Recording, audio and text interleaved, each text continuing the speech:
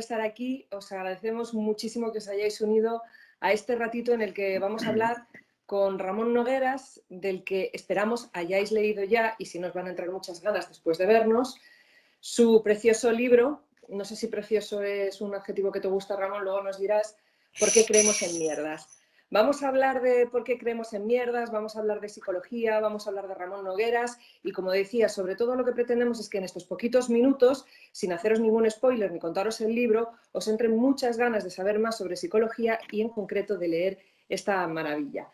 Después de que estemos charlando, ahora os voy a contar quiénes vamos a participar en esta conversación. Vosotros también tendréis la oportunidad de participar a través del chat, en el que podréis ir dejando las preguntas que consideréis oportunas a Ramón para que conteste al final de todo esto. Así que muy atentos, porque seguro que tenéis algo interesante que preguntar a Ramón y seguro que él os va a saber responder. ¿Quiénes vamos a participar en esta conversación? Por supuestísimo, Ramón Nogueras, que es el mega, hiper, mega protagonista. Hola, Ramón. Hola, ¿qué tal? Buenos Bueno, días. también va a estar con nosotros el que ha hecho posible que esta cosa física tan bonita que son los libros, en este caso el de Ramón, se haga realidad. Él es Ángel Fernández Fermoselle, es el editor de Kailas, y le tenemos que agradecer mucho que haya dicho que sí a que esto sea una realidad. Ángel, gracias por estar también con nosotros hoy. Un placer, Susana, y gracias a vosotros por participar en este proyecto tan maravilloso. No, la verdad que es una suerte poder participar y acompañar a Ramón en algo tan bonito como esto, aunque Óscar Huertas ya le viene acompañando desde atrás, porque Óscar ha escrito el prólogo de este ¿Por qué creemos en mierdas?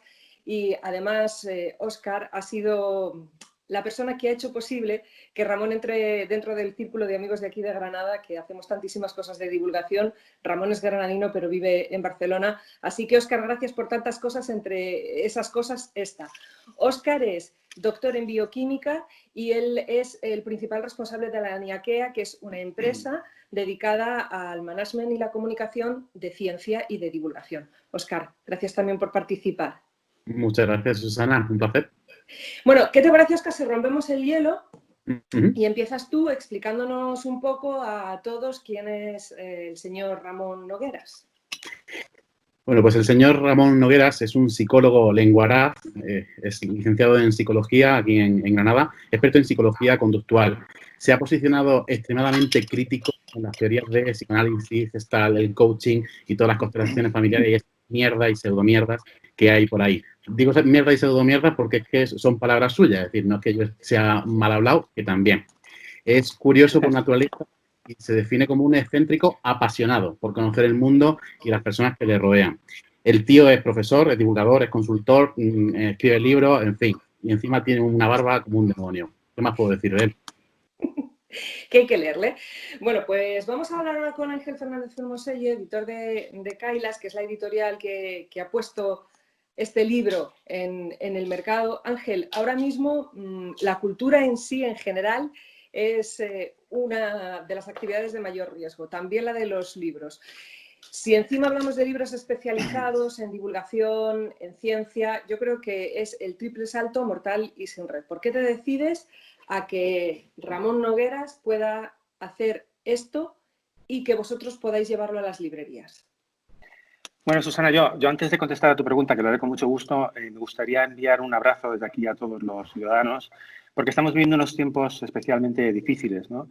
Estamos todos rodeados de tragedia a nuestro alrededor. Hay una cierta sensación muy clara, yo creo, de ahogo por el confinamiento y también de cierta incertidumbre y de miedo sobre el futuro, ¿no? Y yo creo que es difícil vivir en este contexto. Y yo sugeriría que sería buena idea extremar la salud mental, no solo la física, pero eso lo está haciendo mucha gente, sino también la salud mental para afrontar este periodo tan complejo. Y bueno, desde ese contexto creo que la lectura puede ser uno de los mejores asideros a los que se puede sujetar uno para no hundirnos, ¿no? Al final, la lectura de libros como el de Ramón y de otros muchos no son solo un aprendizaje, sino que también son un viaje, ¿no? Y creo que puede ser un enorme bálsamo para este periodo tan difícil. A nosotros, Susana, en Kailas nos encantan los buenos libros. En no ficción hemos publicado cosas de psicología que nos atraen especialmente desde hace mucho tiempo, ¿no? Quiero recordar que el último era Mi cerebro en llamas, de Susana Callahan, que también fue una película en Netflix y que recomiendo absolutamente porque su experiencia es increíble. Y próximamente publicaremos Felices por la vida de Ana Sierra, que también es otra autora de Kailas de ya de siempre, ¿no? Bueno, a nosotros, Susana, nos interesan las buenas historias, nos interesan los buenos libros y sobre todo si son libros como el de Ramón, que nos ayudan a ver la vida de una manera un poco más inteligente, de una manera un poco más audaz, ¿no? Recuerdo que Íñigo Gil, el director editorial, y yo mismo estuvimos debatiendo bastante al respecto del título, porque claro, es un título como mínimo poco convencional, ¿no? Y al final Ramón nos convenció por una razón muy simple, porque es que hay que dejar de creer en mierdas. Así que nos convenció que ese era el título que había que dejar.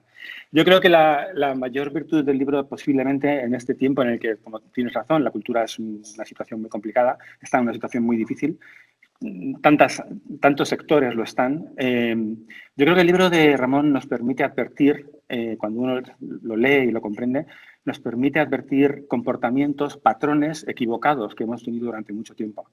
Y creo que el sesgo de confirmación al que él se refiere está presente, pero constantemente. Y yo creo que solamente advertirlo ya te hace reaccionar de un modo diferente y escucharte a ti mismo con una perspectiva mucho más amplia y más escéptica. Yo creo que esa virtud tan enorme que tiene este libro es la de aprender mucho sobre ti. Así que yo, en realidad, lo que quiero es dar las gracias a Ramón por haberlo escrito, mucho más que otra cosa. Creo que nuestra labor como editores es participar en el mundo de la cultura, ayudar a la gente en la medida que podamos, y creo que con el libro de Ramón hemos conseguido eso. Así que gracias a él, sobre todo, y a vosotros por este acto tan estupendo.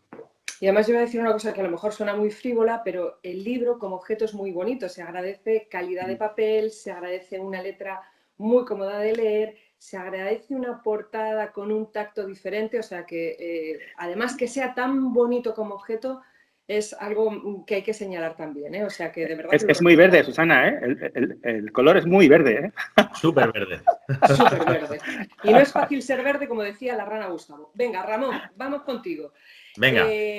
Explicas al comienzo del libro, ¿no?, que el origen de este por qué creemos en mierdas está en una charla que diste en el evento Desgranando Ciencia que organiza tan maravillosamente bien Óscar en el año 2018, que además fue la primera vez que conociste lo bonito que es Desgranando. ¿Por qué este tema? No solamente aquí en el libro, sino incluso antes en esa charla que diste en Desgranando. ¿Por qué te interesa? A ver,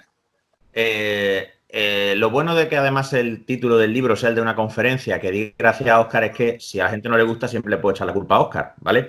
Porque Íñigo Gil y Ángel de la editorial Kailas me contactaron después de haber visto esa conferencia. Así que siempre, si no os gusta el libro, la culpa es del Barbas de ahí, del otro Barbas. Entonces, ¿por qué creemos en mierda y por qué soy tan contundente? Pues el tema de por qué creemos en cosas estrambóticas es una constante desde que yo empecé a estudiar psicología. Y por un lado me enamoré de la carrera. Yo venía de estudiar ingeniería informática y 2 años de ingeniería informática, decidí que aquello no era lo que yo quería dedicarme, probé psicología, que era mi otra vocación, me enamoré, pero me enamoré de la parte de la psicología que es una ciencia, de la parte de la psicología que explica la conducta de una forma rigurosa, de que realmente estas cosas que dicen no se puede entender el amor, no se puede entender la emoción, eso son puntas de pollas. Claro que se puede entender y se puede medir y se puede estudiar como cualquier otra disciplina. Yo considero además que la psicología y la biología en ese sentido son ciencias hermanas. Pero hay otra parte dentro y en torno a la psicología, no dentro, sino en torno a la psicología, que son mierda pura, sin adulterar, diarrea. Y ya desde mi tiempo como estudiante ya me posicioné de una forma muy crítica en torno a esto porque considero que eso hace daño a todos los niveles. Primero pensamos en el nivel clínico, pero no solo en el nivel clínico, en el nivel social. Política económica, políticas sobre jurídicas, castigos, sentencias penales, todo esto se hace y se desarrolla sin el menor conocimiento y la menor comprensión de la conducta humana y además muchas veces basan ideas completamente absurdas, completamente fuera de todo rigor científico. Y luego, por supuesto, están las consecuencias sanitarias. En Irán ahora ha muerto un número altísimo de gente por beber alcohol industrial pensando que eso mata al coronavirus. Y decimos todos, ¿pero por qué? ¿Por qué? Porque estamos hechos para encontrar patrones, pero no siempre para identificar los buenos patrones.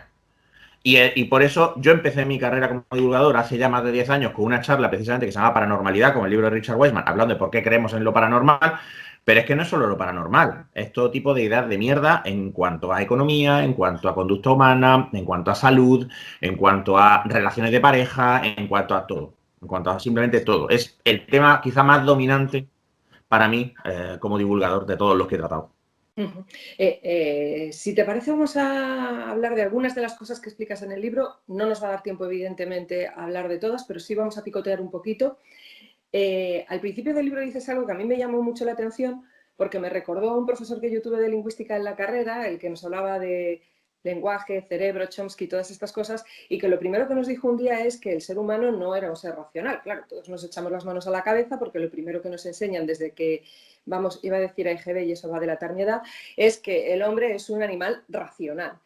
Y nos decía el profesor, fijaos si no somos racionales, que cuando, por ejemplo, perdemos un avión, nos parece que si lo perdemos en los últimos segundos, antes de que cierren la puerta de embarque, nos da millones de veces más rabia que si llegamos media hora más tarde al aeropuerto, cuando al fin y al cabo el resultado es el mismo. Has llegado tarde y has perdido el avión.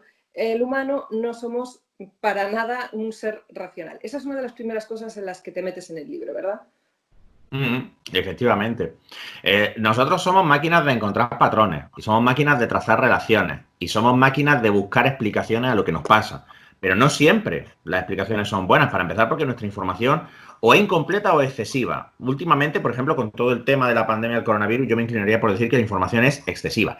En segundo lugar, porque no siempre estamos equipados con las herramientas para analizar esa información y cuando las tenemos, no siempre las aplicamos. Una cosa que menciono en el libro es que Danny Kahneman, el psicólogo más conocido en el ámbito de estudio de los sesgos psicológicos, decía que él llevaba 45 años estudiándolo y no pensaba que hubiese mejorado gran cosa.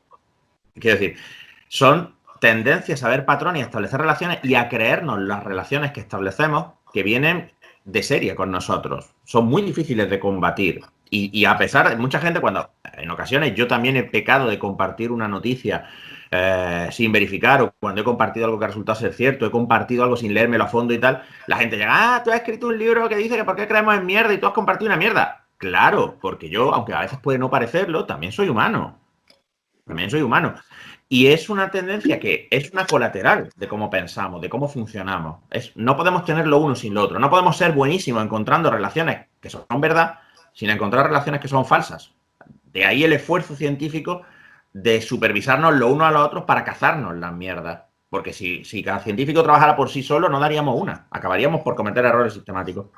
Sobre eso vamos a volver después, pero ¿qué te parece? Si antes de que nos metamos en este tema tan interesante que has abierto, ese melón, explicamos de forma súper breve conceptos que yo creo que son básicos en el libro, sobre los que, digamos, son las bases sobre las que construyes todos los demás. ¿Qué te parece si nos explicas qué son los heurísticos, qué son los sesgos? Un heurístico es una regla o un atajo que seguimos de forma sistemática porque en general a menudo suele funcionar. O sea, por ejemplo, si tú vas por la calle y ves a alguien que viene hacia ti con mala pinta, tu instinto normal es cambiarte de acera o cambiar de dirección o andar más rápido o apartarte. ¿Por qué? Porque si te equivocas y esta persona con mal aspecto no es una amenaza, no tienes consecuencia negativa alguna, no pasa nada, pues ya está. Pero si era una amenaza, estás mejorando tus posibilidades de evitar un peligro. El sesgo es un error sistemático. La diferencia entre los heurísticos y los sesgos es que los heurísticos muchas veces pueden ser acertados. El sesgo es un error sistemático. El sesgo siempre está mal y es sistemático porque siempre tendemos a errar en una dirección consistente. Esa es la principal diferencia entre heurístico y sesgo. Y luego tenemos diferentes tipos de sesgo. Hay cientos. O sea, yo no me dediqué a enumerarlos ni a explicarlos todos porque era un dolor. La última lista que yo vi andaba por los 155, una cosa así, era muy absurda. Hay unos cuantos que sí son más importantes y más dominantes, que son determinados heurísticos y sesgos que tienen que ver con cómo nos representamos la información. Por un lado, están el heurístico de representatividad, que básicamente lo que viene a decir es que tendemos a pensar que las cosas que se nos representan con más facilidad, que son más llamativas para nosotros, tienden a ser más importantes, más verdaderas, más frecuentes, etcétera, etcétera, etcétera. Mientras que tendemos a prestar menos atención a cosas que son menos llamativas. Por ejemplo, la mayoría de las personas sobreestima la presencia de inmigrantes en un país. La mayoría no, en todos los países la presencia de inmigrantes es sobreestimada, de acuerdo con la encuesta de Ipsos Mori que yo describo sobre todo en la última parte del libro, pero por órdenes de magnitud. En Brasil, por ejemplo, que tienen un porcentaje de inmigración inferior al 1%, creen que el porcentaje de inmigración es el 35%. ¿Por qué? Porque los inmigrantes son representativos, porque son diferentes. Una de las cosas que me dijo Íñigo, solo que ahí espero que su heurístico acertara, fue que le llamó la atención la conferencia que yo di porque era muy diferente a las típicas conferencias de divulgación, sobre todo en psicología, ¿no? Porque está este estereotipo del psicólogo como algo más blando que la mierda de pavo. Y claro, cuando ves a un psicólogo que habla como yo hablo, que dice las cosas como yo las digo, se aleja del estereotipo del psicólogo. Por tanto, llama más la atención. Pero claro, esto a veces nos puede llevar a error. A menudo es una buena idea, pero a veces nos puede llevar a error. O, en otro lado, en el campo de los ecos, tenemos ese eco de confirmación, que es la tendencia que tendemos a buscar solo la información que confirma nuestros puntos de vista ya establecidos y a rechazar la información que los desconfirma, que los contradice, sin siquiera plantearnos si puede ser verdad. Y eso ahora, pues con todo el tema de la pandemia, la respuesta del gobierno a la pandemia, la respuesta de la oposición a la pandemia, pues se está viendo a tope porque, bueno, cada uno ya ha formado su posición, cada uno ya tiene su castillo sobre si el gobierno lo ha hecho mal, no, si se podía saber o no, si otros países lo están haciendo mejor o no, y da igual ya por dónde venga la evidencia. Hoy veía un vídeo fantástico de este divulgador en matemática, ¿y cómo se llama? Raíz de Pi, es el canal, no me acuerdo el nombre ahora. ¿Cómo se llama? García Cremades. Ese, Santi García Cremades, efectivamente, que ha hecho un vídeo fantástico, pero maravilloso y súper claro sobre si se están contando bien los muertos del COVID o no se están contando bien los muertos del COVID, y su conclusión es que posiblemente hay un error al alza comparando con las series de muertes en el mes de marzo desde hace más de 40 y pico años. Pues yo te digo que eso le va a sudar vino tinto el rabo a cualquiera que esté convencido de que los muertos se están contando de otra manera. Le va a dar igual. A la gran mayoría le va a dar igual. Alguno cambiará de opinión, pero es diferente. Y luego, otros sesgos y heurísticos que nos llevan a error muy frecuentes son los debidos a la presión y la influencia que otras personas tienen sobre nuestro comportamiento. Los que son debido a la presión grupal, a la conformidad con el resto del grupo y a la tendencia que tenemos a pensar que si todo el mundo crea una cosa o mucha gente crea una cosa, será verdad. Bueno, pues has llegado a un punto que me encanta, me lo has dejado colocado donde yo quería llegar. Ya habías hablado antes de Kahneman, dices en un momento del libro, saber acerca de estas cosas no necesariamente nos inmuniza contra ellas. Es más, en la mayoría de los casos simplemente nos hace detectarlas mejor en los demás, mientras que pensamos que nosotros estamos a salvo. Y un poquito más adelante en el libro hablas de otro sesgo del que no has hablado ahora y yo voy a sacar, el de la superioridad ilusoria, que es pensar que nosotros somos más listos que nuestro cuñado. Y para rematar, otro poquito más adelante, dices, y también leo tal cual, la gente inteligente cree en idioteces igual que la menos inteligente. Vale, estoy convencida de que entre nuestra audiencia ahora mismo, ¿no?, hay muchísimos investigadores, científicos, divulgadores, amantes en general de la ciencia. Esto puede ir dirigido directamente también a ellos, a nosotros también. Hombre, yo creo que el baño de humildad de darte cuenta de que tu postura no es correcta es siempre útil y necesario, y yo de eso llevo ya unos cuantos. Entonces creo que también es bueno que recordemos una cosa: esa ciencia que tanto nos gusta y que tanto defendemos y que tanto postulamos se basa precisamente en la premisa de que no sabemos una mierda y de que somos muy propensos a enamorarnos de nuestras películas. Y los científicos también. La diferencia está en que los científicos, al contrario que políticos, tertulianos y otro tipo de personas, están sometidos al juicio de sus pares. O sea, todo lo que se publica se revisa y antes o después, si hay una inconsistencia, alguien la va a encontrar porque se dedican a eso. La gente no se hace una idea de que la ciencia no es simplemente que tú estás en un laboratorio, haces un experimento y ya está, y lo publicas y esto, como se ve en la prensa. No, la ciencia dice que no sé qué. La ciencia dice en la mayor parte de los casos polla. Polla en el sentido de que un científico dice, esto es así, y otro científico dice, pues podría ser esto otro, y otro científico dice, pues tu método está mal, y el otro, pues a mí este cálculo no me sale, y pues yo lo he replicado en el laboratorio y no me ha salido. Que tú publicas algo y lo que hay son legiones de hijos de puta, desde tu punto de vista, claro, que quieren destrozar tu preciosa teoría y tu precioso experimento, y tiene que ser así.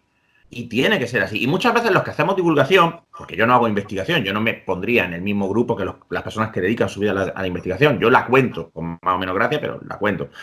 Los que hacen investigación y los que hacemos divulgación y los que defendemos en general el pensamiento científico, tenemos que tener muy claro que no somos más listos que los que creen en cosas absurdas, en magufería, etcétera. Porque podría habernos dado por creer en algunas de ellas. Y de hecho hay muchos que vienen de creer en eso. Que siempre tenemos que tener una actitud de comprensión de que la gente que cree en esas cosas no lo hace porque sean unos tarados, porque tengan un defecto. Tienen un cerebro que funciona exactamente igual que el tuyo. La cuestión es tenerlo presente para intentar persuadir y, sobre todo, yo creo que para intentar llegar a la gente que no tiene una opinión. El que está súper convencido de ciertas cosas, tú no le vas a cambiar la opinión. Pero creo que donde tenemos que influir es en la gente que no tiene una opinión formada, que puede ir a un lado o puede ir a otro. Ahí es donde yo creo que está nuestro trabajo. Pues fíjate, ahora que dices eso también, vamos a seguir hablando de nosotros, ¿no? De la gente a los que nos gusta la ciencia, hablamos sobre ciencia, comunicamos, investigamos, divulgamos. Yo creo que uno de los errores más grandes que cometemos es que al intentar luchar contra pseudoterapias, del tipo que sea, terraplanistas, lo que se os ocurra, porque hay bastantes tipos de mierdas por ahí, es atacarles con evidencias. Y digo, las dos cosas bien dichas, atacar con evidencias. Creemos que las pruebas irrefutables que presentamos van a desarmar todos sus argumentos y nos los vamos a traer a nuestro terreno. Sin embargo, ni sirven las evidencias, ni, y aquí es donde quiero poner de nuevo el acento en la mea culpa, ni tampoco sirve ese ataque. No. De hecho, bueno, aquí me interesa que Óscar, como organizador de eventos, y Ángel, como editor, me digan si estoy en lo cierto o no. Pero una cosa que tienen los eventos de divulgación y posiblemente la venta de libros orientados a la divulgación es que la mayoría de los que asisten, la mayoría de los que compran son gente que ya está convencida. No sé si estáis de acuerdo conmigo o no. Sí, totalmente. Sí, es el caso. Sí, al final hay un sesgo de confirmación vigente ahí, ¿no?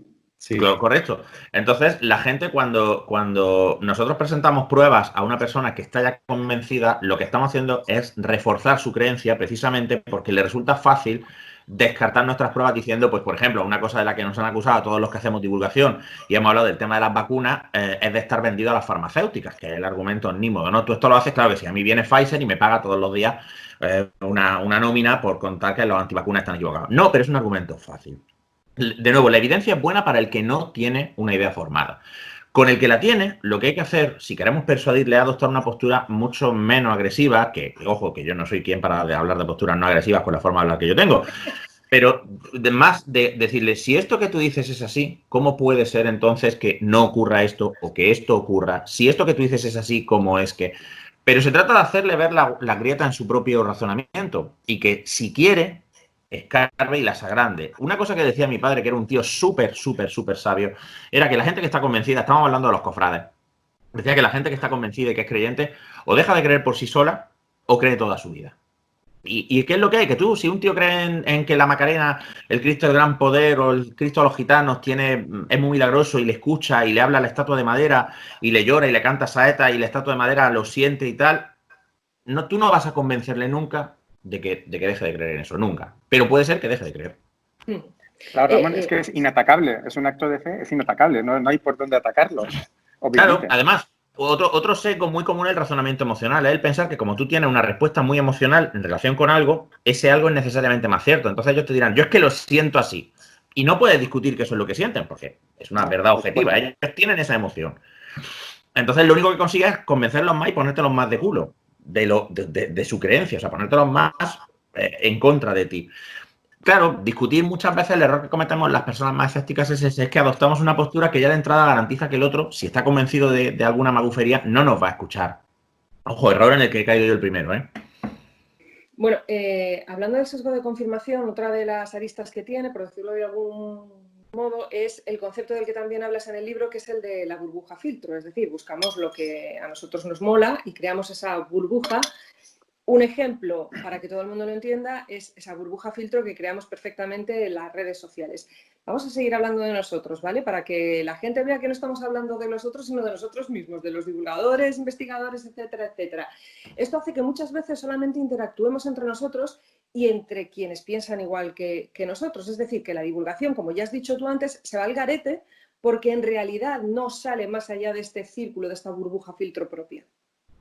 Eso es así, pero también con matices. El concepto de burbuja filtro, como explico en el libro, está muy cuestionado porque sí es cierto que leemos y que interactuamos con personas que no piensan como nosotros, pero lo hacemos para confirmar nuestras creencias. O sea, que en el mundo de la divulgación, normalmente nosotros seguimos a personas que transmiten información científica y evidentemente pues no seguimos al Pamies, o no seguimos al Enric Corbera, o no seguimos a psicoanalistas, en mi caso, etcétera.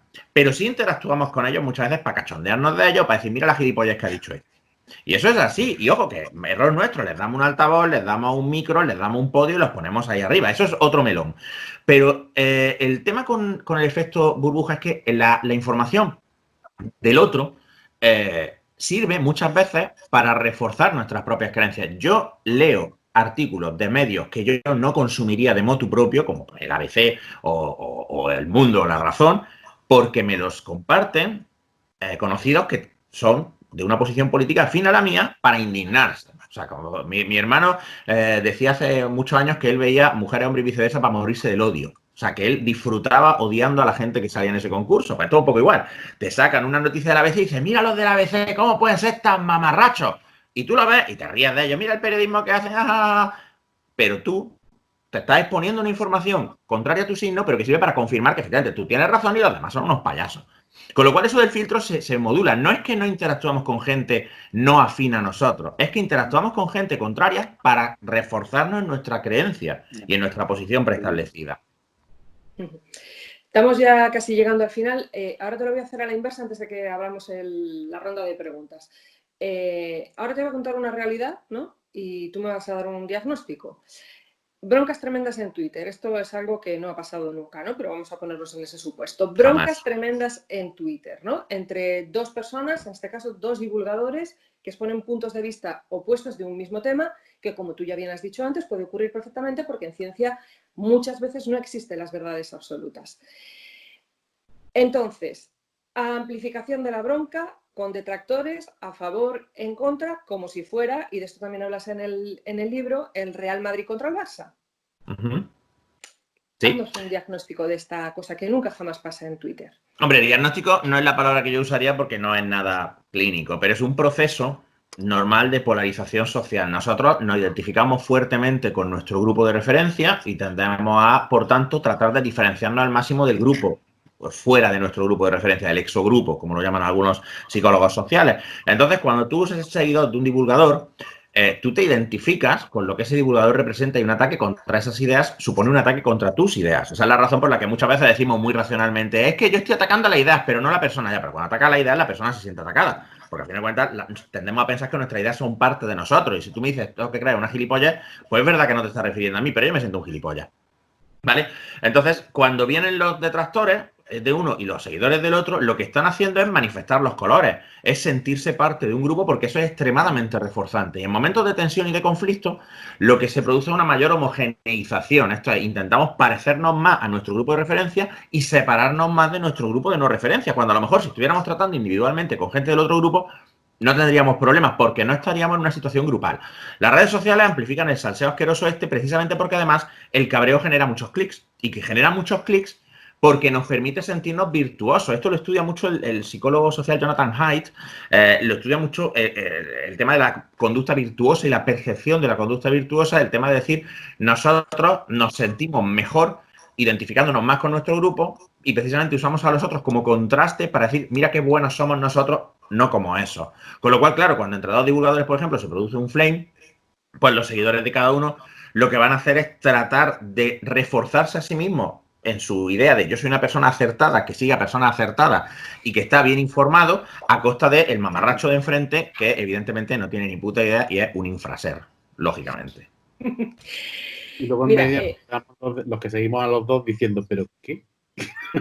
Claro, exactamente, ¿no? Y ves la pelea desde fuera y dices, ¿y esto por qué? Pero no, y sobre todo, pero esto no es contrario a lo que habitualmente estamos diciendo que hay que hacer, pero en fin, para que veamos efectivamente que todos caemos en mierdas.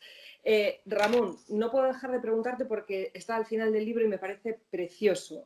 Cito tal cual de nuevo, Una de las creencias falsas más dañinas que conozco es que la psicología no es ni puede ser una ciencia. Y haces una defensa de la psicología como ciencia que es tan bonita, que hasta a uno le entran cositas en los ojos.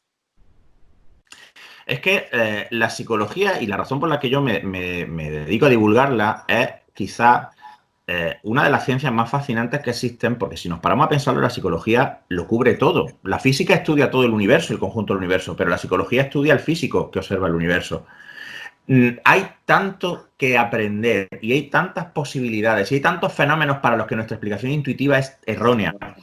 Y se ha hecho un desarrollo tan grande de la psicología en el último siglo, porque la psicología además empezó en un laboratorio, no la empezó Freud, la empezó en un laboratorio, y se sabe tan poco que yo creo que no hay nadie que pueda acercarse a la psicología como ciencia y no enamorarse de la producción científica, con los mismos defectos que cualquier otra ciencia, con los mismos problemas de replicabilidad y de metodología, con los mismos psicólogos que hacen mala ciencia igual que otros científicos hacen mala ciencia, porque también ha habido psicólogos envueltos en escándalos de trampear datos, etcétera. Pero no se puede perder de vista que la conducta humana es un fenómeno natural y como cualquier fenómeno natural se puede estudiar y se puede entender.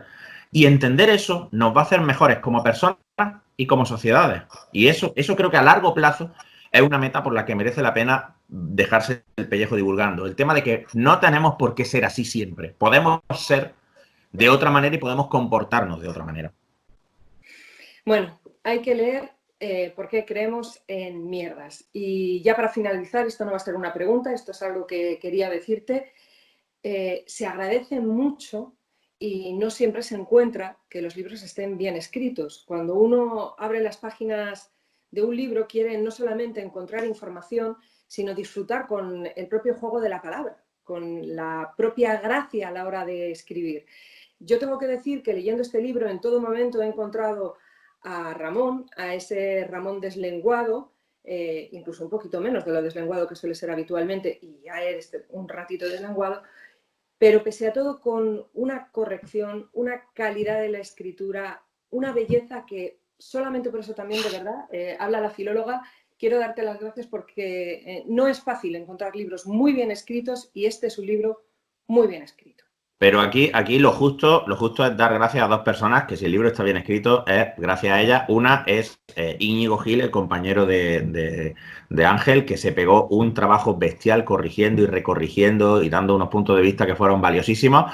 Y el otro es el de Olga Ayuso, una queridísima amiga y compañera tuya en Radio Extremadura que lleva un besito, posiblemente Olga, uno de los mejores programas de psicología que se han hecho nunca, que es el de las perras de Pavlov, que revisó el libro y le metió mano. Y si el libro está bien escrito, es en gran medida gracias a ella y gracias a Íñigo. Bueno, pues si os parece, es el momento de que la gente pregunte a Ramón, pregunte si ha leído el libro algo en concreto de por qué creemos en mierdas o algunas de las cosas de las que han salido en esta conversación. Estoy a vuestra Susana, como empieza el turno de preguntas, tengo un par de preguntas que me gustaría transmitiros, ¿no? Una es para Óscar. Óscar, tú antes has descrito a Ramón como un psicólogo lenguaraz y me gustaría que elaboraras un poco al respecto de ese adjetivo, si eres tan amable. Y luego, Ramón, al respecto de lo que estabas comentando sobre lo que está ocurriendo con los bulos durante este periodo de la pandemia, hay una especie como de guerra de bulos de un lado, del otro lado, y eso yo creo que contribuye a un escenario de absoluta incredulidad por parte de quien consume todo ese tipo de información. Me gustaría saber si a tu juicio existe algún tipo de peaje psicológico que vamos a tener que pagar como sociedad por todo esto que está ocurriendo en ese sentido. Óscar, tú primero.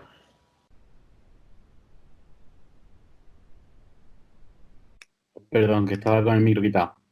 Digo lenguaraz como persona que habla con descaro y con desvergüenza. Y es que yo creo que eso define perfectamente la forma que tiene Ramón de hablar. Habla con muchísima claridad. Si no te enteras de lo que te está diciendo es porque no has escuchado, porque desde luego lo dice meridianamente claro. A eso me refiero, aparte de las palabrotas y las mierdas, que eso ya es propio de Anaí. No, de hecho, mierda es lo más bonito que puede salir de su boca, por eso está bien que lo haya llevado al título. Vale.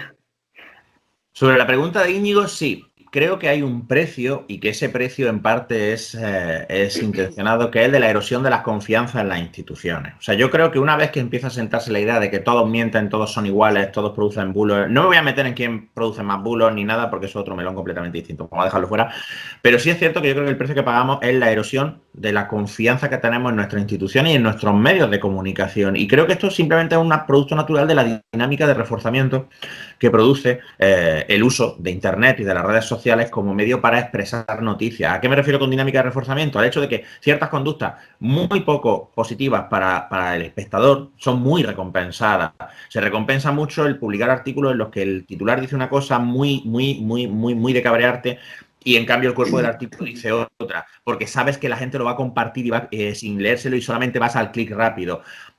Al que hace bulos le conviene erosionar la confianza en las instituciones porque muchas veces esto viene como la presentación de una alternativa a menudo más totalitaria que promete una estabilidad que es al final lo que buscamos. El bulo sirve para generar incertidumbre de forma que luego el que promete acabar con la incertidumbre tenga muchas más posibilidades de llegar a donde quiere llegar. Entonces yo creo que como sociedad el precio que estamos pagando además es una enorme polarización del discurso, que el discurso se vuelva mucho más radicalizado, mucho más agresivo y sea mucho más difícil encontrar entendimiento entre personas de ideas políticas diferentes. Yo creo que esos son los peajes que nosotros vamos a pagar. Bueno, pues yo creo que ahora sí que ya le vamos a dejar a Ramón solito que responda a las preguntas de la gente que ha estado siguiendo esta conversación. Óscar, Ángel, mil gracias también por haber participado en esta charla. A vosotros. Esperemos que pronto nos veamos en las librerías, que podamos tocar los libros, que podamos tocarnos nosotros y que ojalá pronto podamos hacer presentaciones también en estos lugares maravillosos de la cultura que son las librerías y que la gente también pueda llevarse el ejemplar dedicado, Ramón. Ojalá, ojalá. Y ojalá poder veros pronto en Granada y hincharnos de cerveza. Venga, pues... Comprad libros, comprad muchos libros. Eso, todos los libros que podáis. Este especialmente, que mola mucho. Libro. Venga, Ramón.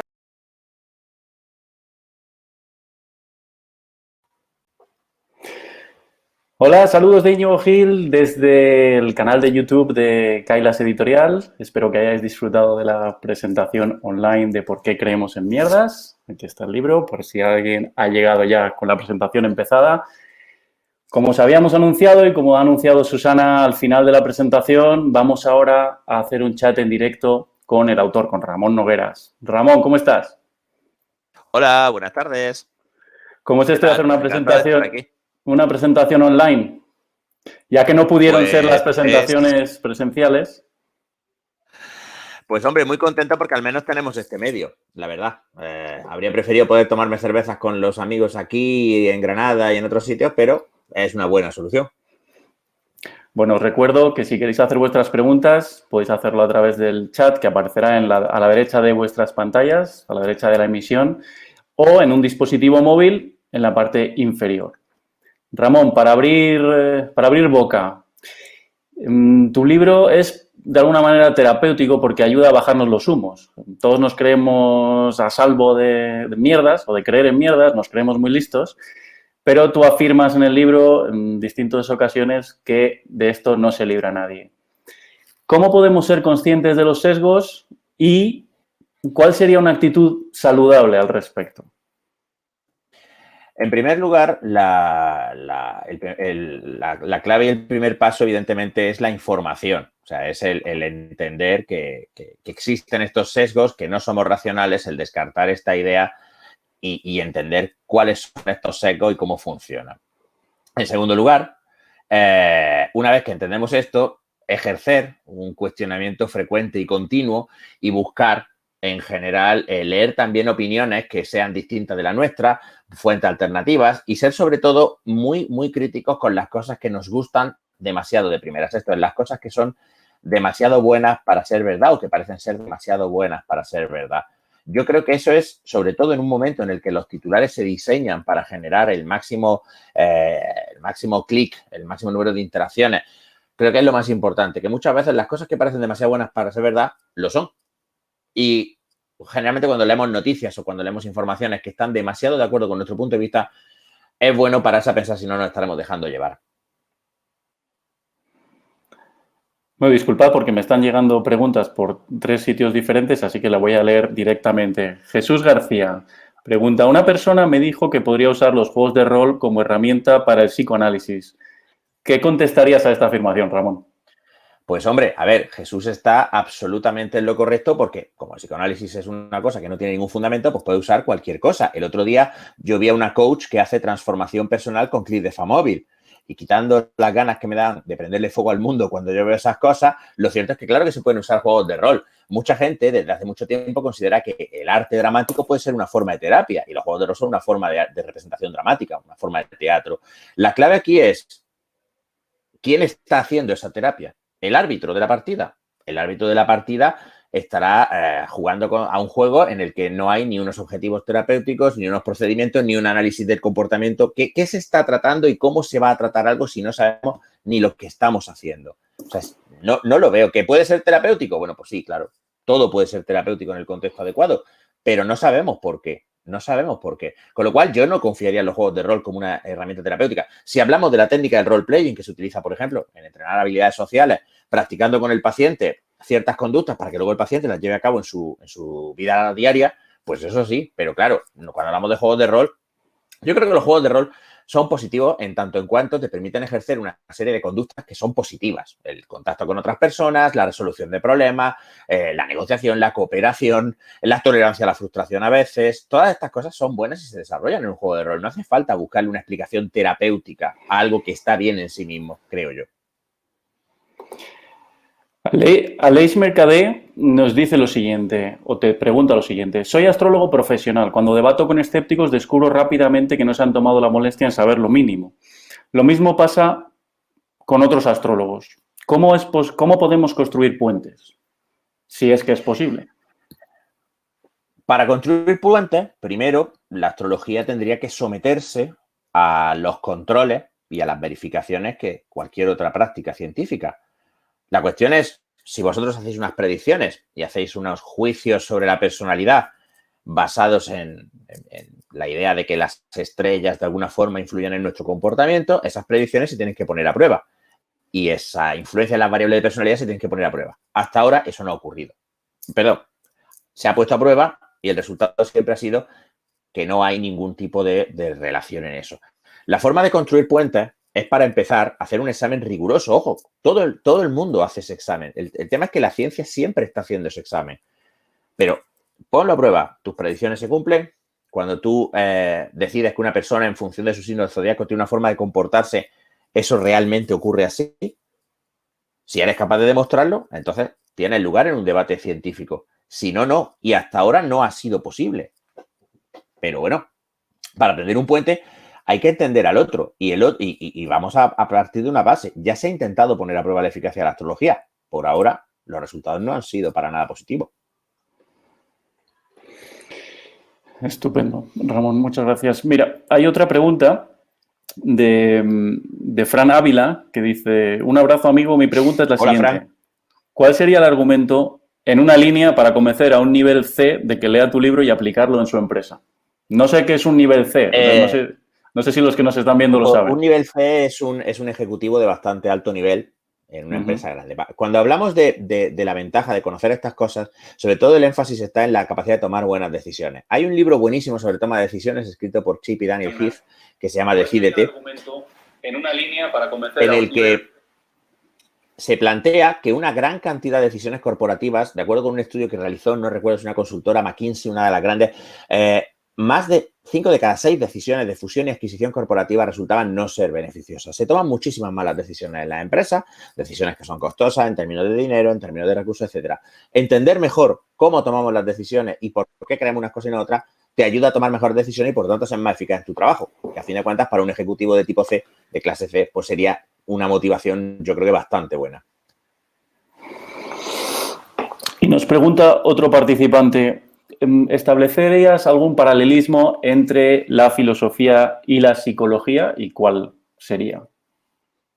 Hombre, la filosofía, de la filosofía emana la ciencia y la psicología como ciencia emana de la filosofía, pero la filosofía y la psicología están íntimamente relacionadas porque la psicología aporta información y la filosofía te permite determinar qué preguntas y cómo se tienen que hacer. No podemos tener una ciencia sin una filosofía de la ciencia, con lo cual los vínculos no es que sean paralelos, es que están entrelazados. El conductismo, por ejemplo, que es la corriente en psicología, cuya posición yo me sitúo, el conductismo es ante todo una filosofía de la psicología, es una forma de ver cómo se tiene que estudiar el comportamiento humano, tanto en qué conceptos teóricos son objeto de estudio, como qué metodologías son válidas. Por tanto, no es que sean paralelas, es que tienen que ir juntas. Claro, no todas las ramas de la psicología, de la filosofía, perdón, tendrían relación con la psicología. Todo lo aplicable a la metafísica, por ejemplo, cuando hablamos de la metafísica, difícilmente podemos encontrar un vínculo con la psicología, porque la psicología es la ciencia de la conducta y eso es un fenómeno natural, y la metafísica se ocupa de especular sobre fenómenos que no pertenecen al ámbito natural, con lo cual, pues ahí no, pero otras ramas, especialmente la epistemología, cómo sabemos lo que sabemos, son parte esencial del funcionamiento de la psicología. Otra pregunta por aquí. Vamos a ver.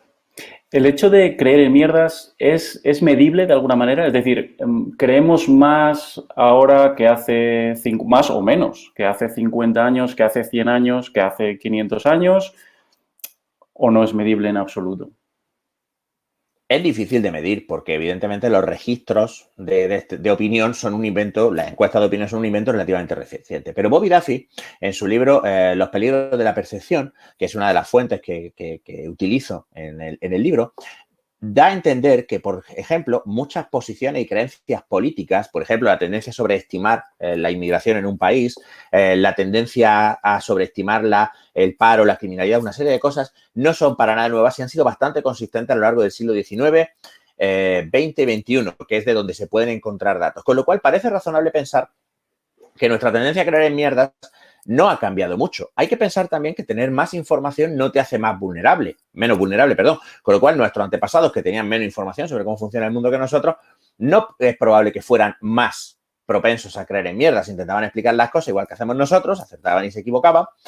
Pero yo creo que los sesgos, errores de procesamiento, la tendencia a comportarse de una determinada manera, son variables disposicionales de nuestra conducta. Con lo cual, hay una parte que es común a toda nuestra especie, con lo cual yo no creo que seamos ahora más ingenuos que antes. Sí creo, y parece razonable suponer, que manejamos un volumen de información tan grande, tan superior al que manejaban nuestros antepasados, que muchas veces podemos sentirnos sobrepasados y que hace falta un ejercicio de filtrado que antes a lo mejor era menos necesario, no porque las fuentes fueran mejores, sino porque como había menos, pues filtrar era una cosa que no era tan necesaria o era mucho más sencilla, mientras que ahora es mucho más complejo. Pero yo no creo que seamos menos ingenuos o más ingenuos. Creo que lo que sí es verdad es que estamos enterrados en información. Natalia Rodríguez pregunta, ¿de quién tendría que haber hecho la serie Netflix sabiendo que Freud no es la respuesta? Gracias. Pero Freud vamos no a es ver, es que esto debilidades. depende... No, pero sí, a ver, es que primero, tiene todo el sentido del mundo hacer una serie sobre Freud porque Freud ha sido una persona cuyo pensamiento, para bien o para mal, ha sido terriblemente influyente en el pensamiento occidental durante todo el siglo XX y sigue siéndolo, yo creo que más para mal que para bien. En segundo lugar, la serie no trata de explicar nada sobre psicología. Si no estoy equivocado, en la serie Freud resuelve misterios con una medium y van en plan cazafantasma o resuelven asesinatos, no sé qué gilipollez. Entonces, francamente, que saquen a Freud haciendo gilipolleces en pantalla y metiéndose abundantes lonchas de cocaína por la nariz, Netflix lo que quería era ganar dinero con la serie. Bueno, pues lo están ganando bien por ellos. Si tú quieres hacer un trabajo serio y riguroso para ilustrar a la gente, lo que tienes que hacer es un documental, una serie dramática. De hecho, existe. Hay unas series o una miniserie, una película sobre, por ejemplo, la amistad y el trabajo conjunto que hicieron Daniel Kahneman y Amos Tversky en la investigación precisamente de los sesgos. Y eso se llama Una amistad que cambió el mundo, me parece recordar. Yo creo que se podrían hacer estudios interesantísimos sobre la vida de John Watson, del fundador del conductismo, o sobre los trabajos de Skinner acerca de muchísimos ámbitos del control de la modificación de la conducta y del análisis funcional. Hay muchísimo potencial allí, claro que sí. De hecho, ya han aparecido representaciones más o menos afortunadas de psicólogos en la pantalla. Por ejemplo, Lie to Me, la serie Miénteme, está basada muy de aquella manera en la vida de Paul Ekman, que es un psicólogo que se ha especializado en el estudio de la expresión facial de las emociones. Lo que quiero decir con esto es que, bueno, Netflix tiene que hacer lo que ellos crean que les va a dar dinero y audiencia. Y una serie en la que Freud sale como un mamarracho, pues a mí me parece que está bien. Me jodería más que sacaran una serie pretendiendo venderte que el psicoanálisis es una escuela teórica sólida, válida, basada en principios científicos y tal, porque eso sería mentira. Pero si van a sacar a un personaje que se llama Sigmund Freud, como se podría llamar Manolito Bafotas, pues mira, tiramillas. Otra pregunta, ya va. ¿Por qué hay gente que Venga. va, aunque de alguna manera ya ha estado respondida, supongo antes, pero bueno, insistamos, ¿por qué hay gente que va una y otra vez al tarot, aunque no le adivinen una mierda? Y lo mismo con el horóscopo. Con el horóscopo y con el tarot lo que hay que pensar es en la función de la conducta. Cuando hablamos de la conducta tiene dos aspectos que podemos valorar. Uno es la topología, que es la expresión, cómo se percibe esa conducta, y otra es la función, que es para qué hacemos la conducta. Por ejemplo, si yo te mando un mensaje de audio o si yo te escribo un mensaje de texto o una carta para decirte que te quiero mucho, la topología de la conducta puede ser diferente. Puedes decir, no es lo mismo escribir un mensaje que decirlo de viva voz que escribirlo por carta. Pero la función es la misma, que es expresar una emoción, un afecto positivo hacia el otro. Las personas que usan el tarot o el horóscopo lo que intentan es conseguir una tranquilidad. Intentan tener información y controlar su entorno, que es una conducta normal. Intentar controlar, entender lo que te pasa, predecir lo que te pasa para poder evitar riesgos, etcétera. Es normal. ¿Por qué van aunque no les predigan nada? Pues porque a lo mejor alguna vez ellos recuerdan que un astrólogo acertó en algo o un tarotista acertó en algo y olvidan todas las veces que no ha sido así.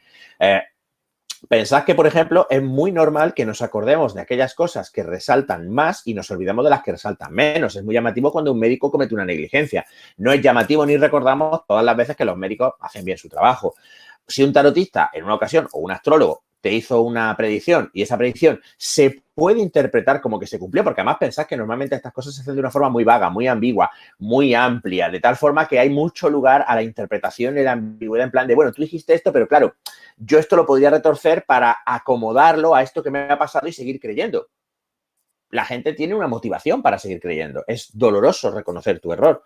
Es muy aversivo, con lo cual intentamos preservar nuestras creencias y nos aferramos a ellas. Con lo cual, claro que tienen una motivación para seguir yendo. Si alguna vez aciertan, eso es suficiente para mantener la creencia. Sí, Carmen Sánchez, me hace una pregunta y dice que compró el libro y no le ha llegado. Carmen, por favor, envíanos un mail y lo revisamos en cuanto podamos para ver si ha habido algún error. Muchas gracias. María del Mar te pregunta lo siguiente. ¿Qué opinas de la psicoterapia breve?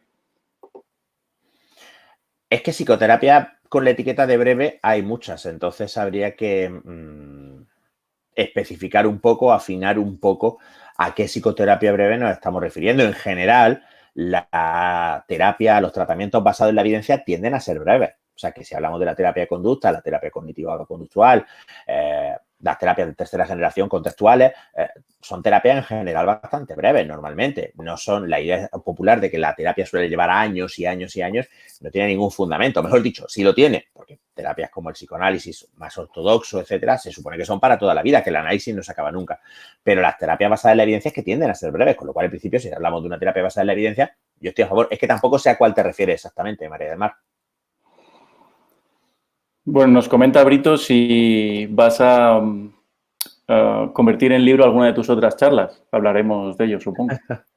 Pues no, la verdad es que no, porque como esto ha sido como cagar un melón, pues porque, bueno, escribir el libro fue un proceso accidental. En primer lugar, voy a aprovechar, ya que lo tengo aquí, para darle muy fervorosamente las gracias a Íñigo por su paciencia y su comprensión conmigo, además de que le doy las gracias a Olga Ayuso por su colaboración, y aprovecho también para darle las gracias a la que firma el epílogo, que es mi mujer. Y es una cosa un poco inusual, pero creo que es importante reconocer también que muchas veces estas cosas se pueden hacer porque hay alguien detrás que está ayudando y que está poniendo el hombro para que tú puedas dedicarle tiempo a esto. Y fue un proceso bastante complicado porque hubo que reescribir una parte debido a que ciertos experimentos y ciertos conceptos que yo iba a presentar resultó que no replicaban. Y por tanto yo no podía presentarlos, porque yo no podía presentar como verdadero una cosa que está en entredicho. Así que hubo que reescribir prácticamente el último tercio del libro, cambiar cosas de sitio y tal. Y en todo eso el apoyo de Victoria fue esencial. Y la comprensión y la paciencia de Íñigo y el trabajo fenomenal de Olga. Pues como te decía, no pienso mucho ahora en otros libros y desde luego no serían acerca de alguna de las charlas. Sí he tenido la idea de hacer un libro que trate de explicar para gente que no es psicóloga el análisis funcional de conducta. Cómo analizar y modificar la conducta sin que sea un manual técnico para psicólogos. Yo creo que se puede hacer y creo que es una temática muy interesante. Ya lo estoy abordando en una serie de intervenciones que estoy haciendo ahora en Gente Despierta. De hecho, esta noche seguiremos hablando más de esto. Y creo que si se puede transmitir a la gente cómo realmente se modifica la conducta, esto puede ayudar a muchísimas personas a entender mejor por qué se comportan, cómo se comportan y a comportarse de una manera más afín con las metas que ellos tienen. Y sí, a veces puede parecer un poco árido hablar de condicionamiento clásico, condicionamiento operante, estímulos discriminativos, variables disposicionales, pero si esto lo conseguimos transmitir de una forma amena y clara para la divulgación, yo creo que puede ser un tema muy interesante y que fuera del ámbito técnico no se ha tratado. Pero otra de mis charlas, como puede ser hablar sobre felicidad, los psicópatas, no, la verdad es que no lo he pensado, al menos no en este momento. José Manuel Martín pregunta lo siguiente. ¿Crees que hoy en día la creencia, la fe, puede ser una equivocación o sesgo por fuerte que sea y querida por nosotros si la gente que está a tu lado, en tu empresa, entorno, no la siguen? ¿O no tienen fe? ¿Entiendes a qué te refieres? No estoy seguro de haber entendido muy bien la pregunta. A ver, la fe se puede considerar un sesgo en tanto en cuanto implica aceptar unas creencias sin evidencia y es sistemático, por lo tanto, podría entrar en la definición de sesgo. Si te refieres a si esto hace más feliz a la gente o no, pues eso ya no lo sé. La realidad es que los estudios que se han hecho relacionando ser religioso con ser más feliz son estudios que en general metodológicamente suelen ser débiles y además a menudo hay conflictos de interés en tanto en cuanto, bueno, pues quién los financia y para qué se pagan, etcétera, etcétera. Si te refieres a si puedo estar rodeado de personas religiosas, si es lo tú, bueno, como cualquier aspecto en el que tú discrepas con el grupo, evidentemente es una situación que puede ser difícil porque los grupos tienden a buscar la conformidad. Pero es que tampoco estoy seguro de si es esa la pregunta, si te la he respondido bien. No, creo que no la he entendido muy bien. Bueno, si no, nos lo puede aclarar quizá en un comentario posterior. Por supuesto, por supuesto. José Luis Gallardo, ¿hay alguna relación entre inteligencia y estabilidad emocional? No que yo conozca. No que yo conozca. En general, las personas inteligentes, en contra de la creencia popular, no muestran, o en la literatura que yo puedo consultar, una mayor predisposición a tener problemas emocionales o problemas psicológicos. Está este mito del genio que hay necesariamente es más propenso a estar trastornado. Eso no tiene evidencia. La poca que yo he visto parece ir incluso un poco en dirección contraria, que las personas con una alta inteligencia a menudo suelen tener mejores habilidades sociales, suelen encajar mejor y tal, pero la correlación no es, en la literatura que yo he consultado, desde luego, concluyente. Yo lo que sí te puedo decir es que la inteligencia y la estabilidad emocional, su relación depende mucho de cómo las defina. Inteligencia es un concepto que está mal definido. Si por inteligencia entendemos la capacidad de aprender, memorizar, relacionar información, la estabilidad emocional es una habilidad independiente de eso, así que no tiene por qué haber una fuerte relación. Hay personas inteligentísimas con una capacidad muy pobre de controlar su conducta emocional. Hay personas menos inteligentes o quizás que necesitan más tiempo, más esfuerzo para aprender algo, que en cambio son mucho más capaces de mantener un buen control sobre su conducta emocional. No, yo no diría que haya una relación fuerte.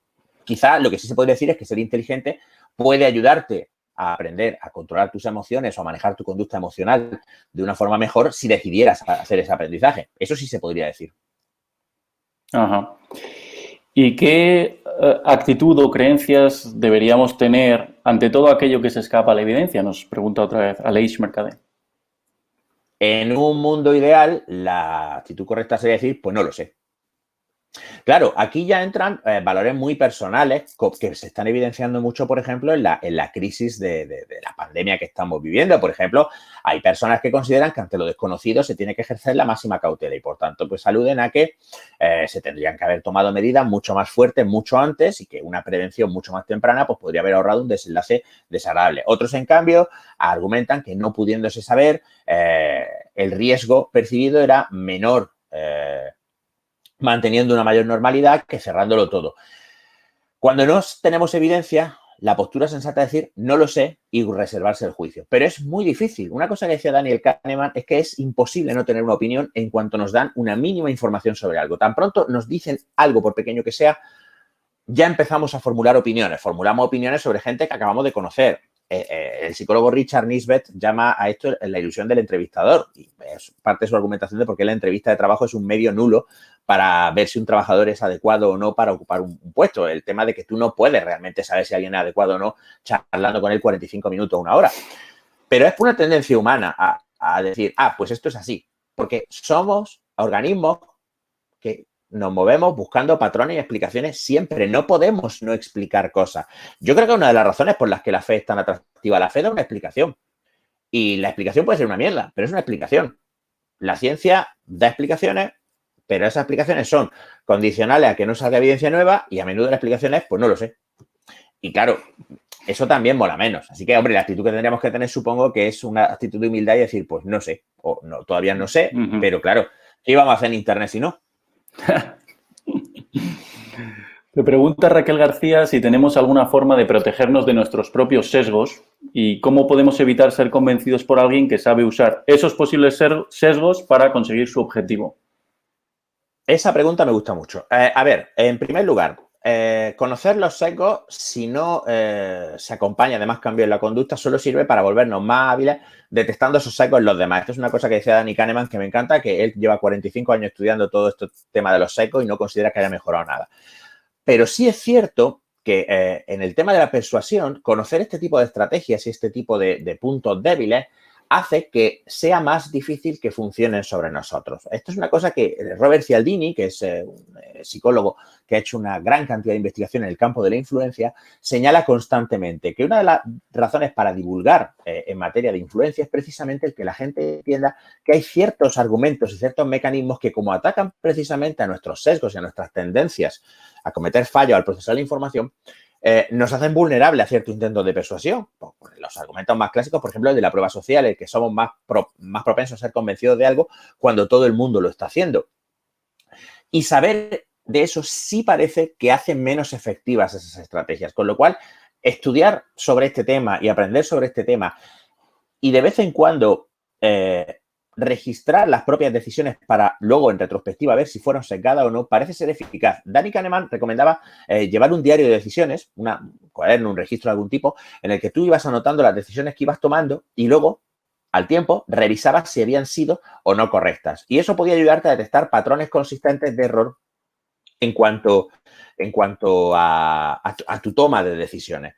Con lo cual, eso sí podría ayudar y podría dificultar que alguien nos convenciera. Nunca vamos a estar completamente libres de eso, sin embargo. Si no somos los animales racionales o las máquinas racionales que pensamos que somos, ¿qué somos? Pues somos organismos que interactúan con un contexto y en ese contexto aprendemos a manejarnos dentro de las limitaciones que nuestro organismo nos da. Como cualquier otro organismo, las leyes que gobiernan la conducta humana no son diferentes de las leyes que gobiernan la conducta del resto de los organismos.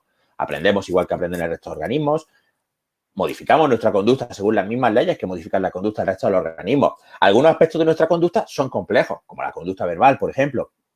Y es cierto que en algunos ámbitos nuestra conducta muestra una mayor sofisticación. Por ejemplo, la capacidad que tenemos de gobernar nuestra conducta por reglas, en vez por cadenas verbales que describen una relación entre un estímulo y otro estímulo, o entre una conducta y una consecuencia. Si hago esto, pasará esto otro. No todas las especies animales parecen tener esa capacidad. Pero a la hora de aprender, las leyes que nos gobiernan son las mismas. Así que yo creo que la mejor definición de un ser humano es un organismo como los demás con ínfulas. ¿Pero crees que nos protegen nuestros sesgos del mundo exterior? O sea, ¿es un mecanismo, digamos, de autodefensa? No, yo no lo veo así. Aquí ya entramos más en el terreno de la opinión, por mi parte, que de la certeza. Pero si yo tuviera que dar mi opinión, yo diría que los sesgos son un efecto colateral. Lo que a nosotros nos protege es nuestra capacidad de establecer patrones, de comunicar patrones y de gobernar nuestra conducta por reglas. Y como efecto colateral, a veces establecemos reglas que no son ciertas, hacemos correlaciones que no existen y vemos cosas que no están. Pero es que pienso una cosa también. Muchas veces nuestros sesgos tienden a llevarnos a la precaución. Muchos de nuestros sesgos se centran en lo negativo. Y claro, hay un beneficio a la hora de protegernos de lo negativo. Quiero decir, si tú crees, por ejemplo, que sacar al santo puede ser que ayude a llover y esa es una creencia falsa, lo que sí está claro es que sacar al santo lo que no va a hacer es perjudicarte. Pero si realmente el santo tuviera una relación con la lluvia, sería de ayuda. O sea, hablamos un poco como del dilema de Pascal, ¿no? El tema de, bueno, no sé si Dios existe o no, pero me voy a comportar como si existiera por si acaso, porque imagínate que existe, ¿no? O sea, lo que decía Pascal era eso, de si Dios no existe, no pierdo nada con comportarme de acuerdo con esas reglas, y si existe, pues eso que me llevo. Entonces, yo creo que los sesgos son más bien un efecto colateral. El tema este de decir, bueno, me pongo a buscar patrones y no sé cuándo parar. Y la mayor parte de las veces acierto. Es que no se nos debe olvidar una cosa cuando hablamos de todos estos fenómenos. Es muy fácil que la gente piense, hostia, es que no valemos para nada. No damos una. No, no es cierto. Acertamos un montón. Por eso estamos aquí. Por eso hemos conseguido desarrollar todas estas increíbles tecnologías y por eso somos la especie dominante en este planeta. Netamente dominante en este planeta. Porque funcionamos. Porque a menudo nuestra capacidad de encontrar patrones es acertada. Entonces, yo creo que los errores son un efecto colateral, son una consecuencia inevitable de cómo procesamos la información.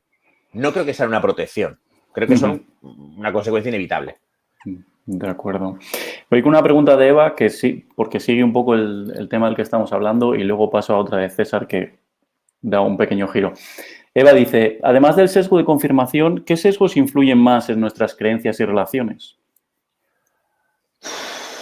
Vale, a ver, si yo tuviera que... Es que hay muchísimos fenómenos, claro. Esto es un tema en el que tú te pones ahora a mirar listas y hay cientos. Y además, lo de cientos no es una exageración. Pero yo creo que las cosas que más influyen, sobre todo en la permeabilidad de nuestra memoria, la forma en la que nuestra memoria se modifica para reacomodarse a la historia que nos estamos contando en cada momento, el hecho de que reescribimos muchísimo nuestra memoria, con lo cual los sesgos se ven reforzados por el hecho de que recordamos mal. El hecho, por supuesto, de que tendremos a buscar sobre todo la información que confirma lo que creemos. Y yo creo que sobre todo el heurístico de disponibilidad. El hecho de que las cosas que se nos representan con más facilidad o que recordamos con más facilidad porque son más llamativas, más inusuales, tendemos a pensar que son más frecuentes, que son más comunes, que son más importantes a la hora de explicar algo como causa de lo que nos parece. En la presentación antes mencionaba el hecho de que, por ejemplo, todos los países tienden a sobreestimar en mayor o menor grado el nivel de inmigración que tienen. ¿Por qué? Porque el inmigrante es representativo, se representa con facilidad. Es extraño, es diferente. Con lo cual, muchas veces tendemos a pensar que hay más de los que hay. Y se habla de invasiones de inmigrantes, cuando luego los inmigrantes son una fracción muy pequeña de la población, muy pequeña.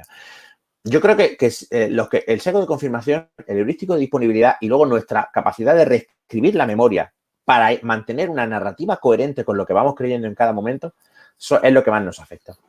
Por ejemplo, en las relaciones de pareja, el signo del deterioro final es cuando la gente empieza a reescribir la historia de su pareja para convencerse a sí mismo de que todo siempre estuvo mal desde el principio. Ajá. Que desde el principio ha sido una mierda. Cuando a lo mejor unos años antes recordaría sobre todo el inicio, que suele ser más florido, más bonito y tal, lo recordarían de otra manera, pues ellos se convencen y dicen, no, es que esto ha sido una mierda desde el principio, lo que pasa es que está enchochado, no lo veis venir, etcétera. Pero eso yo creo que es una de las cosas que más influye, que nuestra memoria es muy mentirosa. Bueno, vamos con la pregunta de César. ¿Te sigue pareciendo Sentirse bien el libro más apropiado para aprender sobre la depresión? En caso de que no, o de que puedas recomendar otros, mejores incluso. Yo creo que los manuales de terapia cognitiva siguen teniendo un valor, en tanto que la terapia cognitiva ha demostrado una eficacia comparable a los antidepresivos. Sin embargo, todo esto hay que matizarlo. En general, las revisiones que se han hecho muestran que la terapia cognitiva, cuando se le quitan los componentes conductuales, no da una eficacia significativa, mientras que los componentes conductuales por sí solos sí parecen tener eficacia en el manejo de la depresión. Sin embargo, la idea de la terapia cognitiva que propone Bars, la reestructuración de los propios pensamientos, es interesante. Y Rebeca Pardo ha publicado hace poco una tesis muy interesante en la que explica cómo funciona la reestructuración cognitiva desde un punto de vista conductual, que es muy bonito de leer. Entonces, yo creo que sí tiene lugar, tanto en las herramientas del psicólogo a la hora de trabajar, el enseñar al paciente la técnica de reestructuración cognitiva, como luego manejar los componentes conductuales que Barnes señala. Pero también, por ejemplo, está muy bien activación conductual para la depresión. ¿Cómo se llama el autor? Que tiene un nombre bastante complicado, no me sale ahora. Activación conductual para la depresión, por ejemplo, es un excelente manual de trabajo e incluso autotratamiento, aunque es más técnico, más orientado. La ventaja que tiene Sentirse bien es que puede llegar con mucha facilidad a un público que no es psicólogo, no es un manual técnico. Yo creo que esa es su mayor fortaleza. Ramón, dices en el libro que todos somos el cuñado de alguien. Sí. Y aunque nos neguemos a creerlo, ¿a qué se debe que ahora, por poner el contexto más actual, surjan epidemiólogos por todas partes, aunque solo hayas visto una tabla y una curva por primera vez en tu vida? ¿Por qué de pronto nos creemos expertos en algo que desconocemos en su mayor parte? Es complicado. A ver. Bueno, pues siguiente pregunta. Existe un efecto del que se habla mucho de un tiempo a esta parte, que es el efecto de Dunning-Kruger, que indica que en general, cuando no sabemos mucho de algo, tendemos a sobreestimar cuánto sabemos. ¿Por qué? Porque no nos damos cuenta de cuánto es lo que nos falta por conocer. Pero por otro lado, las personas que ya saben algo acerca de un tema o tienen una cierta habilidad se suelen considerar mucho menos capaces, precisamente porque son conscientes de cuánto les queda por dominar. El efecto Dunning-Kruger es un efecto que se cita mucho a la hora de explicar este fenómeno, porque tendemos a gustar de explicaciones simples, nos molan las explicaciones sencillitas. Entonces, la gente le gusta mucho las explicaciones de esto se arregla así, con una medida, una sola.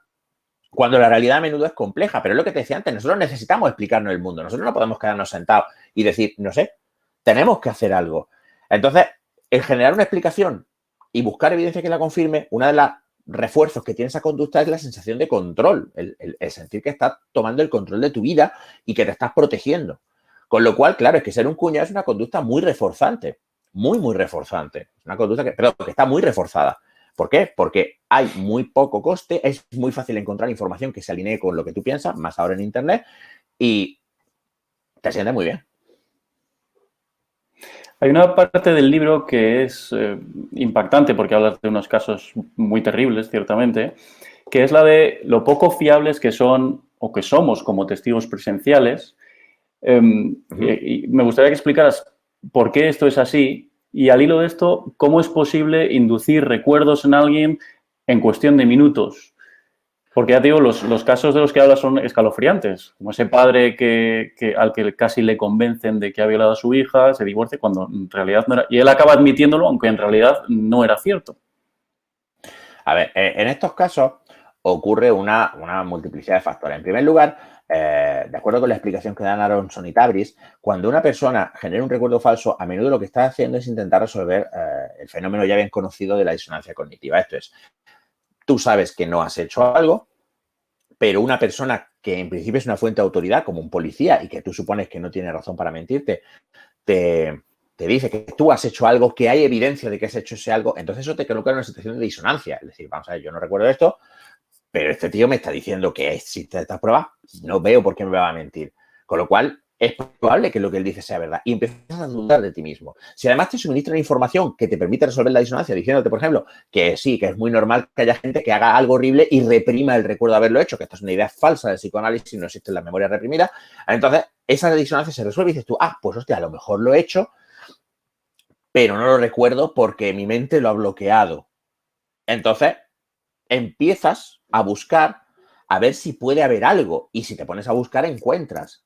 Si te pones a buscar, encuentras. Porque la memoria, cada vez que intentamos acceder a ella, la modificamos. Cada vez que intentamos acceder a un recuerdo, ese recuerdo se abre para modificarse.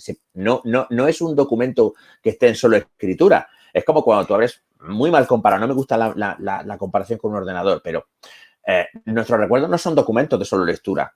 Es como cuando abres un documento y cuando te marchas, puedes haber cambiado algo sin darte cuenta. Pues esto es un poco parecido así. Entonces, claro, en todos los casos que se ven de falsos recuerdos, siempre hay presentes varias cosas. En primer lugar, una situación de incertidumbre.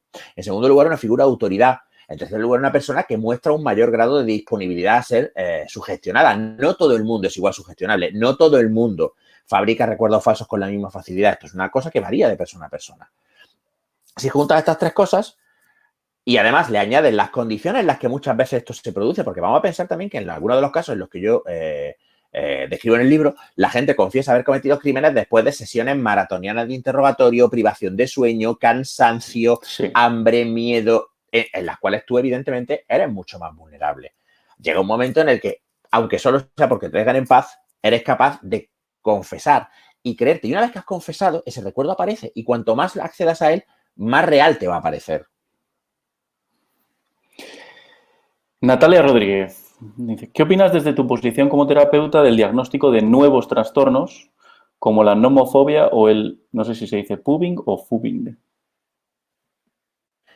Me parece bastante cuestionable y creo que es una cosa que tenemos que pensar y pensar muy bien.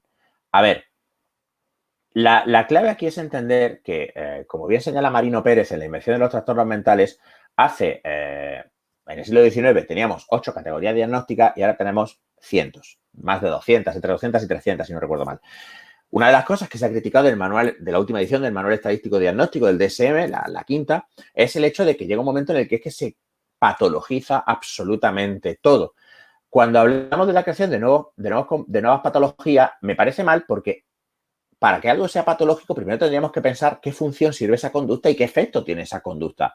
Porque, por ejemplo, antes, lavarte las manos 20 veces al día era posiblemente un síntoma de un trastorno obsesivo compulsivo. Hoy, lavarse las manos 20 veces al día es una buena práctica.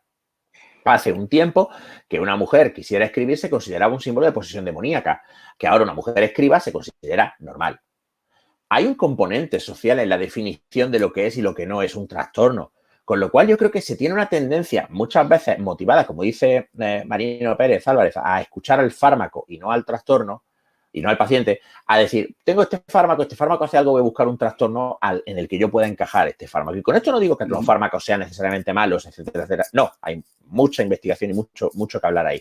Sino el hecho de que es muy fácil que cualquier conducta que se desvíe un poquito de la norma se patologice. Y vamos a recordar una cosa, la homosexualidad estaba considerada como un trastorno mental hasta los años 60. Salió de las categorías diagnósticas. ¿Qué ha pasado? No ha habido ningún efecto adverso. Yo creo que hay que repensar mucho qué se define como conducta problemática y no desde una posición a priori decir si tiene estas conductas, tiene un trastorno, sino de una posición de qué consecuencias tiene para ti y para tu entorno el que tú hagas esto. Y ahí es donde podemos definir un problema psicológico o no. Porque los problemas psicológicos muchas veces son conductas que no se diferencian de las normales de forma cualitativa, se diferencian en una cuestión de grado. Hay un tema que tratas en el libro y que me resultó sorprendente, que es el hecho de que cuando ocurre una tragedia, cuando, bueno, hemos visto refugiados ahogados en el Mediterráneo con cifras elevadísimas, no nos llega tanto, no hace que nos movilicemos hasta que hay una víctima con nombres y apellidos, ¿no? O a la que se le pone nombres y apellidos y se cuenta su historia. ¿Por qué ocurre esto? Porque somos muy malos con las grandes cantidades. Somos muy malos con las grandes cantidades, entonces los números grandes hacen que de alguna forma nos distanciemos, pero somos muy sensibles a las historias individuales. Hay en el libro una investigación que cito que demuestra que cuando pones una foto de un niño en un anuncio para pedir donaciones, la foto tiene un efecto positivo y se incrementan las donaciones, pero que cuando pones 2 fotos, la gente dona menos. Y cuanta más gente sale en el cartel en situaciones de desesperanza, menos dona la gente. ¿Por qué? Hay una multiplicidad de posibles explicaciones. Por ejemplo, puedes argumentar que cuando ayudar a un niño parece una cosa más sencilla, mientras que ayudar a 2 ya supone un mayor esfuerzo y ayudar a más te hace sentirte impotente. Tú no puedes solventar el hambre en el tercer mundo, pero puedes ayudar a un niño. Por eso las campañas bien diseñadas normalmente suelen hacer énfasis en lo poco que cuesta ayudar a este niño. Porque eso es algo que tú puedes hacer, te sientes en control y entonces te sientes inclinado a hacerlo. Cuando además ese niño tiene un nombre, una historia, y como en el caso del pobre chico Ayán, viste de una forma parecida a la nuestra, con lo cual te puedes identificar más aún con él, el efecto emocional que causa es mucho más potente. Pero claro, él es uno, por desgracia, entre cientos de críos. Pero somos mucho más sensibles a aquello en lo que podemos actuar. Con lo cual, claro, las grandes cifras nos sobrepasan. Las pequeñas o los casos individuales son manejables. Claro. Si te parece, una pregunta más. No hay más preguntas en el chat, pero a mí se me ha quedado una en el tintero y que creo que puede servir para, bueno, de broche final. Estos días se repite mucho que tras esta crisis el mundo no volverá a ser el mismo, nosotros no volveremos a ser los mismos. A mí me parece difícil que antes o después no volvamos a antiguas inercias que tenemos muy interiorizadas. Es decir, lo que normalmente llamamos preocuparse por tonterías, por las cosas pequeñas, que pasado un tiempo desde una tragedia tendemos a olvidarlas, ¿no? Y a volver a nuestro ritmo de vida habitual.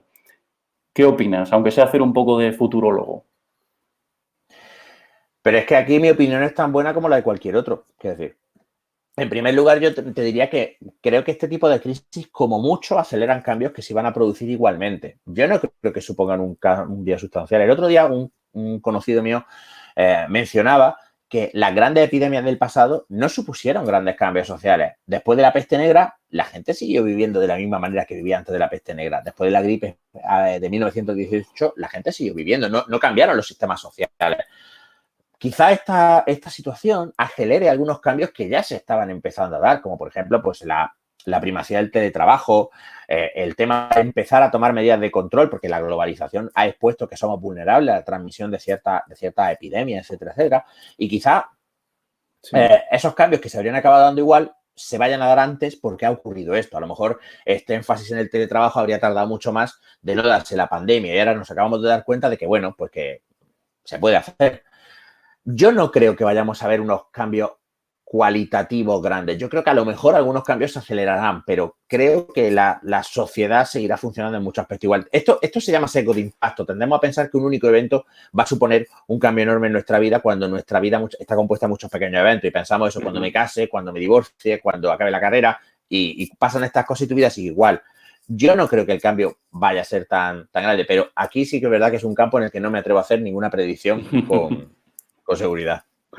De acuerdo.